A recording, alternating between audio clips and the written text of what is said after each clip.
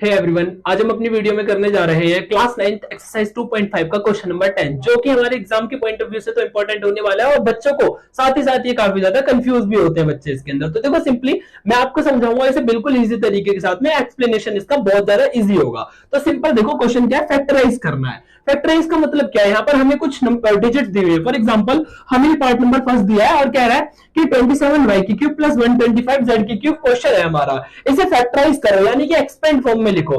तो क्या तुम्हें ये कोई आइडेंटिटी लग रही है? हम यहाँ पर कह सकते हैं बिल्कुल ये हमें कोई आइडेंटिटी लग रही है। कौन सी आइडेंटिटी लग रही है, इसका कैसे पता चलेगा? तो सिंपल, आपने इससे पहले एक क्वेश्चन करा, क्वेश्चन नंबर 9, और वहां पर हमारी एक आइडेंटिटी बन रही थी कि x की क्यूब प्लस y की क्यूब। तो देखना एक और कुछ ऐसा है क्या कि भाई x की क्यूब प्लस y की क्यूब, यहां पर देखो इसे x मान लो तो x की क्यूब हो जाएगा प्लस तो प्लस, और ये क्या हो जाएगा y की क्यूब। क्या होती थी हमारी आइडेंटिटी? x की क्यूब प्लस y की क्यूब, है ना, equal to x plus y, और क्या होता था x square minus x y plus y square, हमारी ये आइडेंटिटी होती थी। अब सिंपली ये देखो कैसे लिखा है, यहाँ पर एक्स क्यूब प्लस वाई की क्यूब लिखा है, इसे आपको फैक्टराइज करके लिखना है कि 27 वाई की क्यूब है ना, तो 27 जो है वो अपने आप में किसका क्यूब होता है? तो 27 किसका क्यूब होता है? 3 का क्यूब होता है। तो सिंपल हम इसे ऐसे लिख सकते हैं 3y का होल क्यूब, है ना, प्लस y किसका क्यूब होता है? 125 किसका क्यूब होता है? 5 का होता है। तो इसी कैसे लिख सकते हैं 5z का होल क्यूब इक्वल टू, है ना, यानी कि आप देखोगे x की वैल्यू ये मिल गई और y की वैल्यू ये मिल गई। यहां पर इसमें पुट करो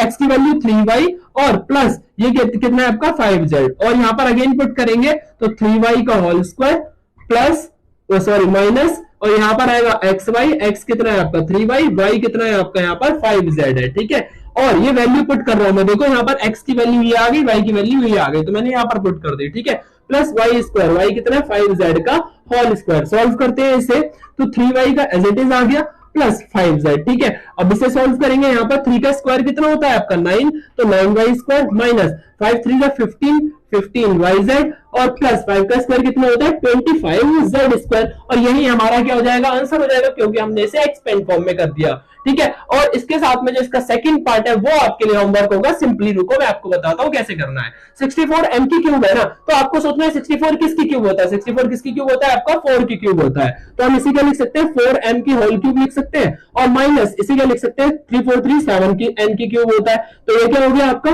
x की क्यूब माइनस y की क्यूब। इस बार आपको सेकंड वाला पार्ट लगा देना है, तो यहां पर क्या आएगा माइनस, यहां पर आपका प्लस आ जाएगा। सिंपल आपको यही फॉर्मूला पुट कर देना है, और इसका आंसर मुझे फटाफट आपको कमेंट में बताना है कि आपका आंसर ठीक निकला या फिर आपको फिर अगेन कंफ्यूजन रही, ठीक है। सो इसी के साथ मिलते हैं अपनी नेक्स्ट वीडियो में, और अगर वीडियो अच्छी लगे तो जल्दी से लाइक शेयर एंड सब्सक्राइब कर दीजिए और अपने फ्रेंड्स तक शेयर कर दीजिए। Thank you.